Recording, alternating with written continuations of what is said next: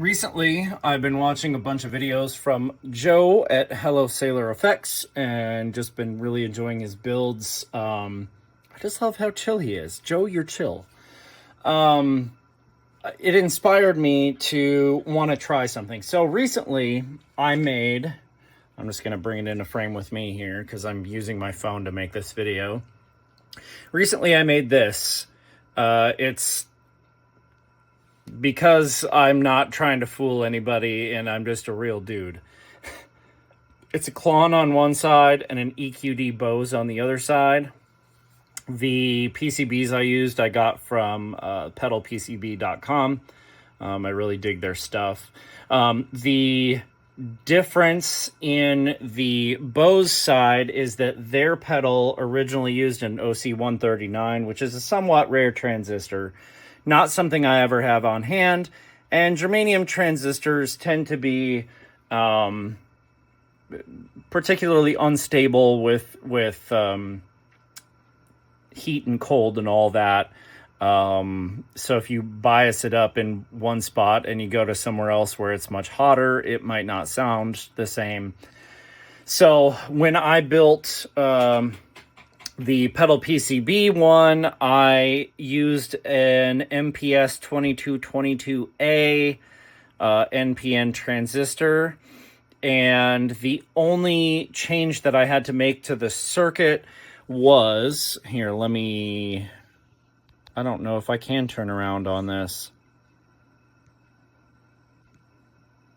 The only difference I had to make to use that transistor was this resistor here that comes from the voltage in is a 470 with the OC139. So I ended up taking that resistor out and I hooked in my Decade box, and I found that 820K was about perfect. Actually, sorry, I didn't use my Decade box. I used a 1 meg potentiometer is what I used. But I just wired it in and just turned it and played guitar until I got a tone that I was really enjoying. And it turned out that to use the MPS 2222A, the 820K here where R4 would go was the ticket. So personally, I don't love the tone switch on it. The thin side is so thin. I almost feel like it's a little bit unusable, but I'm going to leave it in because I'm going to try to fit this into here. When I was originally building that pedal, I ordered this size of enclosure and I drilled it completely with the templates and then realized that my PCBs were not going to fit in here with a switch. So I ended up getting a 1590XX, and that was absolutely perfect for that. So I've got this enclosure laying around, and I was messing around with something earlier, which, again, I'm doing this on my phone, so I'm going to try to do as few edits as possible. I was messing around earlier. I built this, essentially a clone of the Tycho Brahe Octavia a few years ago. It's built on perf board inside. The circuit on the perf board is the leads from the legs of all of the components inside. I absolutely love this pedal. I really like the octave effects that actually have the transformer inside that gives you your harmonics. So anyway, I added a switch into this that bypasses the clipping diodes that come out of the octave. So when you flip this up, you're essentially only getting the fuzz part of this circuit. And then down, you're getting the octave and the fuzz. The other change that I made to this was I changed it from being a positive ground, which is what the original pedal was, to being a negative ground, so that it would play well on a pedal board, and it sounds absolutely great. This is also all silicon transistors. Again, I really like how silicon transistors sound. I just feel like they've got a little bit more of a gated and sharper sound to them. I really don't like the very fuzzy, muddy sound of vintage fuzzes. I just feel like you get really lost in the mix unless you've got it absolutely cranked. So I tend to use silicon in everything, even if it would have originally had germanium.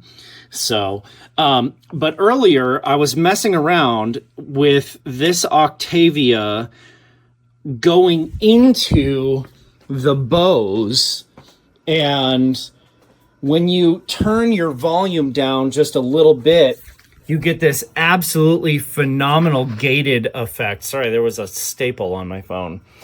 You get this phenomenal gated effect that I absolutely dig. It's just ripping Velcro, just greatness. And since that pedal already has 3 holes, because it's got the volume boost and the switch as well as the LED, so actually 4 holes, I thought, wow, wouldn't it be perfect if I could figure out how to fit those circuits both into this enclosure? That way I can use this enclosure and build a really cool pedal. So, like I said, I've been watching a lot of Joe's videos lately, and he builds on really cool tag board stuff. I don't have any of that around because I never use it for anything, but I do have a bunch of this like perf board, turret board stuff that I've used in some amp builds, and I've got a few pieces laying around. So I took pedal PCB's schematic diagram for the Bose, and I went over to a piece of paper, and it was actually pretty simple to turn this into a layout that works on this, and it's fairly small, as you can see. I still got to figure out how I'm going to fit this all in there, because it's a fairly small enclosure, and the Octavia is a kind of a complicated circuit, but we'll figure that one out after a while. So I got that all drawn out. It should be correct. And I'm going to go ahead and start building this. So first thing I'm going to do is I'm going to get over to my drill press, and I've got all my turrets in a little container here, and I'm going to go over to my drill press over here and start pressing these in. My setup for this is I've got just a bolt that I cut the head off of, and I found a nut that fit onto it, and I just shaped the bottom which is just a little bit of a curve here so that it fits down inside there, and I can just use my drill press to push it into place. The other perfect tool I found for this, not all of them work. You have to try a few. I've got a bunch of strap buttons that just live in my parts drawers. These fit these turrets really, really well. So I just stick it down in there, and then I can set my board in place and press it, and it works really well. So I'm going to get this populated, and I'll come back and show you. So I'm just getting started here. I should have showed you the bottom, but I've got all these pressed into place, and I've got a cute little circuit going on here. I just grabbed a random smattering of components that I know will work. It's just funny, the point ones that I needed, I found several different ones. So I've got a teeny tiny one down there, and then 2 big vintage ones over here. But they test good, and they'll work in the circuit. So the rest of them are mostly carbon films. I've got like 1 metal film. They're just 1/4 watt jobs. My buddy Nathan Hanna, who has unfortunately had to stop building because his eyesight is pretty well fucked at this point. He sent me a pile of these a couple of years ago. He had these little PCBs made up for the switches, so I've got that here. This will be the switch for this that goes here. It changes between the fat and thin, basically, modes on this, which is what this and this accomplishes. So I'm just going to continue populating here and probably come back to you when I start getting this wired up, and we'll see what it sounds like on the table maybe. So I've got the turret board fully populated now. Little transistor, just bent the legs to fit in there. And everything mounted up nicely. I ended up not using this. I stuck it in place and it was just so big. It was going to take up too much room in this enclosure. Even this one's a little bit big, but I think it'll be okay. Where that big one was, I decided to just use one of the smaller ones that I had on hand. So yeah, I've got this all soldered up. And I was just looking at this, and I think that I am going to mount this way in here.